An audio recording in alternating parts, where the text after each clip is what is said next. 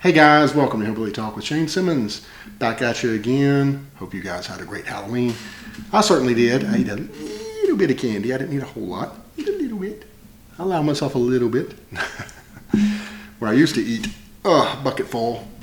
Man, I remember being a kid just loading up on that stuff. And I'd be so hopped up I couldn't sleep that night and wake up the next day wanting more. But thankfully, well, I don't know. I was going to say thankfully those days are gone. No, I wish I could still do that. I just unfortunately Father Time doesn't allow me to live that way anymore. But anyway, moving right along.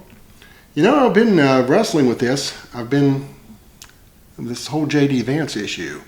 If I go back to 2016 when he first came on the scene, I'm going to be honest and say I was completely not a fan. And I'm thinking, why was that? Well, for one thing, he called it Appalachia. Now, that's almost unforgivable around here. We all know that.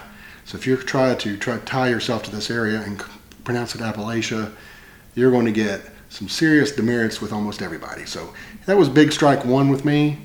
And then a lot of his interviews, he came across a little... and I try to back up. He was 32 years old when that came out. It was 2016, right when the first Trump victory happened.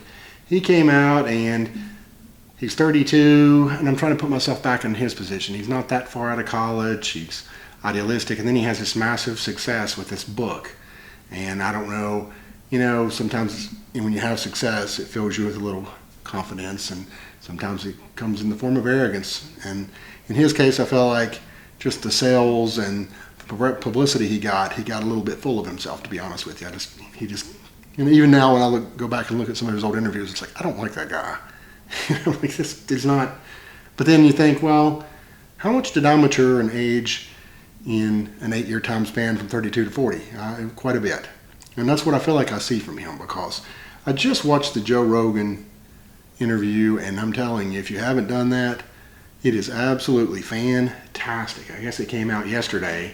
It's already got pretty close to 10 million views, so a lot of people are watching that, which is no surprise. Joe Rogan, biggest thing going today on podcasting.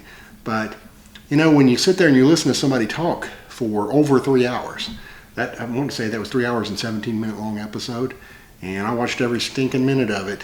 And I was kind of fascinated to see how he presented himself these days compared to my perception of him, and also how he presented himself back in the day. So,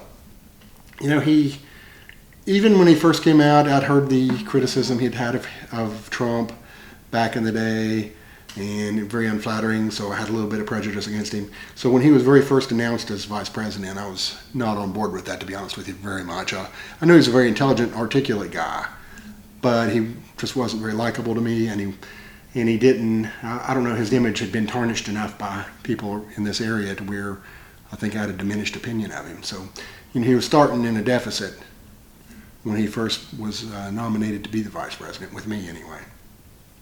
So I sat back, tried to be optimistic, because I'm trying to get on board with this, whole ticket. And so I'm like, okay, I'm going to try to buy into him. So the more he talked, the more I liked, the more I enjoyed.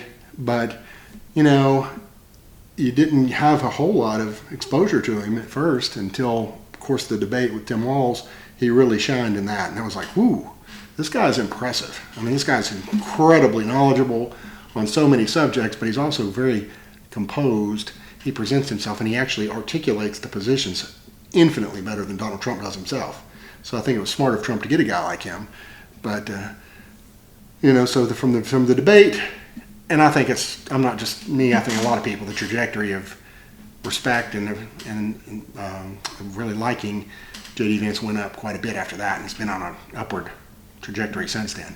But I feel like it really went over yesterday because, yesterday and a couple weeks ago, he was interviewed by Theo, and that went really well as well, because he comes across as just a regular guy. I think, and what I really like about what he's done, and there is a very good art to this, it's almost like being a good storyteller, is that he makes complicated things seem simple. He keeps things in simple terms. He doesn't talk over somebody's head just to prove he's intelligent. This guy's IQ's got to be off the charts.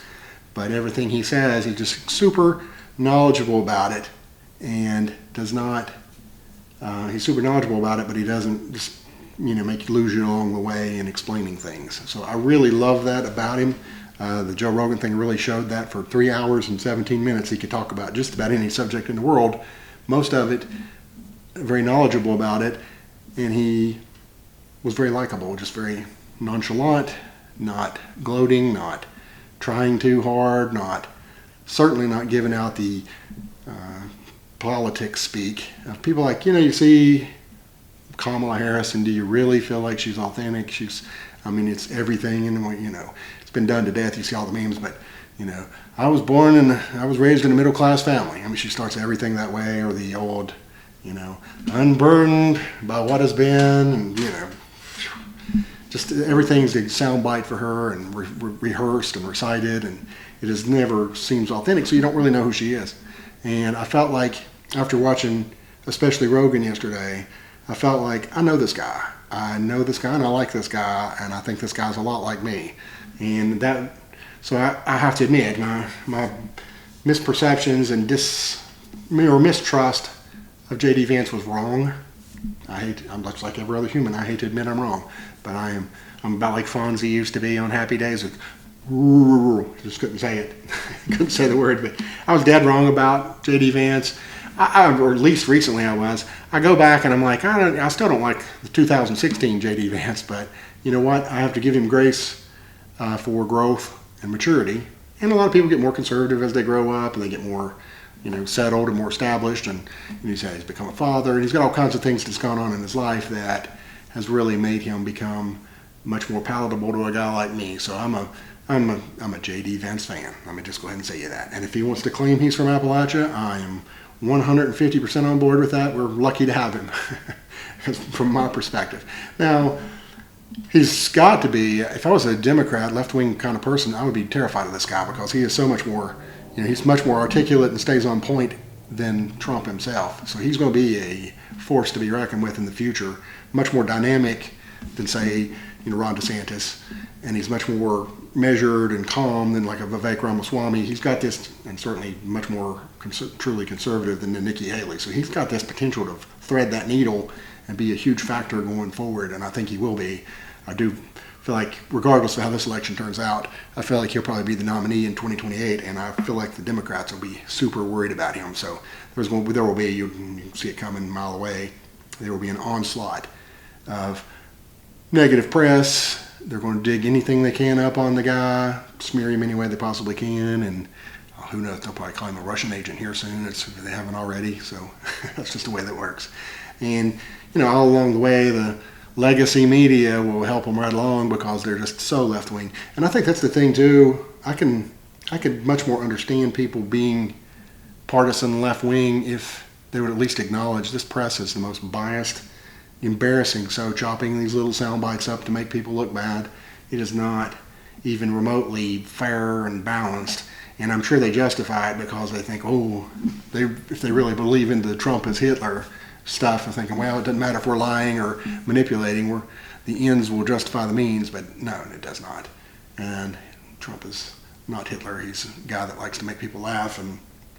And I really don't think, I think JD Vance, what he sold me on is he's got more core beliefs that agree with mine. I think he really has passion behind being pro-life.